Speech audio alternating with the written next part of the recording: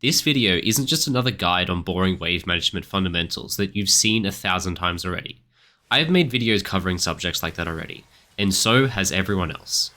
This video is a guide to show off and teach all of the advanced level tricks that pro players are using that involve minions at all. From niche wave management hacks to wave crash patterns you can abuse in laning phase to siege towers. This video will showcase it all. My name's Rogue and I played League of Legends professionally for 7 years. Now I'm a full-time content creator and coach for all ranks Iron through to Challenger. So if you want more information of what a coaching session with me will look like, you can find more information by following the link in the video description below. And while you're in the description, you'll also find the link to my Patreon where I post all of the recordings of my best coaching sessions in full, with almost 1,000 hours of content currently available, all sorted by role and rank, including sessions where I coach for professional level teams. You can get a glimpse of what pro level league looks like from the inside. That's why whatever you're looking for, you'll easily be able to find something that's going to help you improve, no matter your rank. Now, starting us off with a tip that inspired me to make this video in the first place. A few days ago, I did a VOD review for a student who got completely destroyed in the laning phase because of a very small mistake that they made that practically every single player makes, but no one even knows is a mistake. I'll play a clip of that mistake now, and we'll see if you can spot it for yourself. Right there. Did you see it? Now, it might be hard to spot because you don't know what you're looking for, so let's rewind and have a look again. Kayle solely focused on trying to last hit the minions that are already inside her tower, and allowed the following enemy wave to walk on its own into her tower and start taking tower damage. You still may not even understand how this is even a mistake, but you will in just a moment when you see the extreme consequences that allowing this wave walking into your tower will have for her in just a few moments later. Now, pretty much any time that you have a wave crash into your tower, you want to try to ensure that the following wave also doesn't crash into your tower, and sometimes what that means is sacrificing some minions. So our Kayle player obviously wants to get the last hit of these two remaining minions, but doing so is a massive bait. She should simply concede the last hit of the minions, it's only going to be about 30 gold, and she could instead walk up and stand just here as a way to prevent the following wave walking into her tower. Now you might ask, why is it important to even do that? And you're going to see here. Because this wave walks into the tower, and the tower kills the 3 melee minions more quickly, this is where we start to see the beginning of our problems. Now, if the tower hadn't killed those 3 melee minions, there would still be red team minions alive right now, and so the wave would not begin to advance forward. And then we can see the massive difference here. Had those 3 melee minions not walked into her tower, the wave would still be here. But instead, it's here. Now, our Renekton player took a cheater recall here. So he's up a longsword and a pair of boots, and our Kayle doesn't have flash because she lost it in the first 3 waves. So now she has to walk up this far in order to try farm, while her jungler is showing mid. This is obviously an impossible situation here. So she's stuck trying to walk up incredibly far in the lane, and even in a best case scenario where she does crash the wave, this prevents her from 3 waves crashing and forces her to 2 wave crash, but she has bigger problems than that. She literally can't even get farm, and that's when the Avengers show up top lane and FF onto the enemy support. There's literally nothing she can do. In front of you now is a recreation of the exact situation our Kayle player faced, and you can see here, I concede the last hits of these 3 minions to instead walk up and hold the following enemy wave and preventing it from walking into my tower. This allows me to sit much further back and play closer to my own tower. Now, with a side-by-side comparison of the two situations, you can see by conceding a few minions to hold the wave, you end up in a far safer position for much longer, where you can safely stack up a giant wave, reach a level up before your opponent, and hopefully with the advantages of the stacked wave you now have, you'll be strong enough to get it all the way into the enemy tower and prevent from being frozen on. Our second tip of the video, and another great way of slowing the advance of your wave, is to push an enemy minion outside of tower range. Now, using something like Alistar W, Pike Hook, Syndra W, or a Singed E, you can momentarily stop the advance of your next wave and create a safer slow push that starts further back in the lane. You can see here, because I throw this melee minion outside of tower range and stand still to tank it, it doesn't die to my tower. And at this moment where my wave would continue walking forward until it reaches the center of the lane, it is instead held by the minion that I threw outside of tower range, and so the wave settles in a safer position for me. Very importantly to note though, is that if you manage to push a cannon minion outside of the tower range, it will create a freeze. So if your opponent's intention was to crash a wave into tower and take a free recall, you can uncrash their wave, by pushing the cannon minion outside of tower range, and now your opponent is losing an entire wave for that supposedly free recall. Next up, and this is a huge mechanic I feel like isn't known much outside of players at a pro level. On the first wave of the game, minions are hard-coded to always split their damage exactly evenly amongst the 3 melee minions of that wave. This means that without intervention from a player, all 6 melee minions die at exactly the same time, every single game. An easy way to take advantage of this is of course to use a spell to last hit all 3 minions with just one spell, but there are far more ways that we can abuse this mechanic. Now, one of the best situations where you can take advantage of this knowledge is in a typical melee versus range matchup. Now, when versing a champion like Fizz or Qiyana that doesn't have an ability that can safely last hit from a distance, not only do the enemy minions die at the same time, but so do the allied minions, which means that Fizz needs to walk up for these 3 last hits that die at the same time. Losing 3 minions for him would be unacceptable, which allows me to throw a skill shot like this Luxie that is not only going to give me all 3 last hits, but zone him from 3 last hits and get me some damage on him. That one single E got me all 3 of those minions, and zoned him out from some, and got me some really nice poke. Now, this is also a really important thing to note when you're playing melee champions. If you're playing a champion like Talon, save your W for these 3 last hits.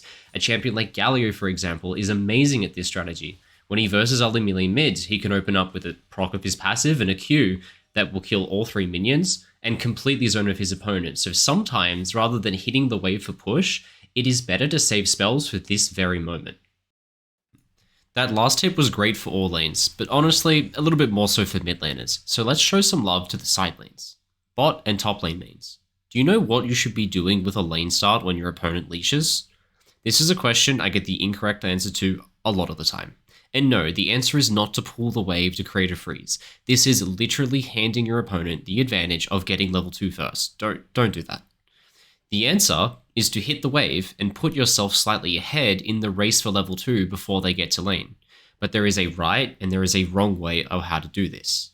The wrong way for how to do this is to attack the melee minions. The right way to do this is to slightly damage each of the ranged minions. So to demonstrate why you want to be attacking the caster creeps and not the melees, I have 2 examples for you. In our first example, our Ezreal player is going to attack the melee minions to get ahead and push for exactly 6 auto attacks. So that's the 2nd, 3rd, 4th, 5th, he does a last hit, and a 6th. From now on, he's only going to be last hitting minions and we're going to see what happens. What's important to note though, Ezreal has already killed 2 enemy melee minions, and those minions now stop to deal damage to his own minions. And as a result of that, Ezreal still has all 3 melee minions from his own team alive, and they are continuing to deal damage. By killing the opponent melee minions, and they die more quickly, it allows your minions to stay alive for longer, which in this case is actually a bad thing.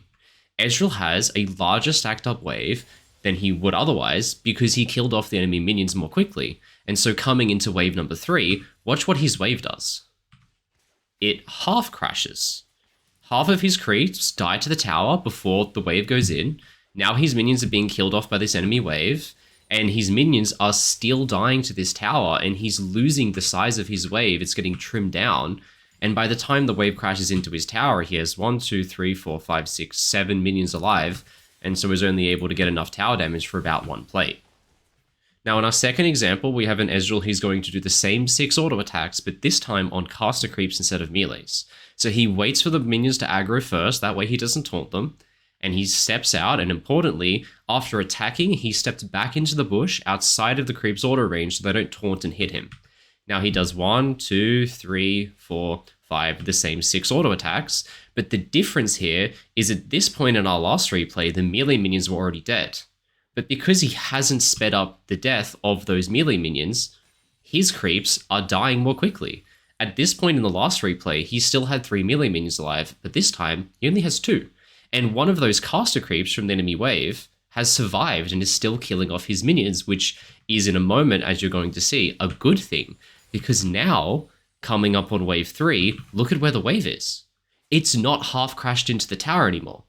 By attacking the melees, you speed up the push too much, since it allows the enemy minions to doesn't kill off your minions, and so your push speeds up and you end up with a 2-wave crash. But by doing the same 6 auto attacks, you place yourself ahead in the push for wave 2, but you don't speed up the push so fast that you unknowingly force yourself into a bad situation with a 2-wave crash instead of a 3-wave crash. And with such a giant stacked up wave, we're able to take 2 plates, and well, good luck playing dodgeball against that.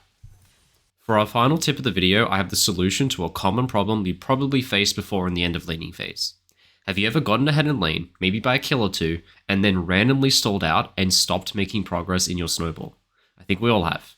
The main reason people stall out is because they feed waves into the opponent's tower just 1 wave at a time. Because crashing a wave with only 6 minions or less barely results in any tower damage if it's being defended. It can just easily be wave cleared by basic abilities. The solution, you may be able to assume, is to instead stack up waves, which is true, but in the context of this tip, it's actually only half of the answer I'm going to give you. Crashing just 1 wave of 6 minions doesn't give much tower damage since it can be wave cleared, but cannon waves are the exception since they're far more durable. Now, a cannon wave in the laning phase arrives every 3rd wave, which leaves us with a beautiful pattern that we can take advantage of when sieging towers in lane. Now, in this replay, you're going to see me take advantage of the fact that cannon waves come every 3 waves, and how I utilize that around my wave stacking is really interesting. So we're going to pay attention to the wave there. So the last wave that was in lane was a cannon, which means that the wave arriving now is a 6 wave. Since the cannon comes every 3 waves, the wave after this is also a 6 wave. If I was to crash this wave of minions and have 6 minions hit the tower, I wouldn't get much tower damage. So instead of doing that, I'm going to wait for the following 6 wave to join and crash the 2 6 waves together as a 12 wave. And with a 12 wave, can I get a significant amount of tower damage? Let's see. Yeah, it's enough minions that I can poke onto tower and it blocks out my opponent and I can get a plate. But since the last 2 waves were 6 waves, this wave is a cannon wave. Can I get significant tower damage with a cannon wave by itself? Yes, I can. So I'm going to hard push the cannon wave now and feed in a 7 wave. With a cannon wave, how much tower damage can I get? Let's take a look. An entire plate. Really good stuff.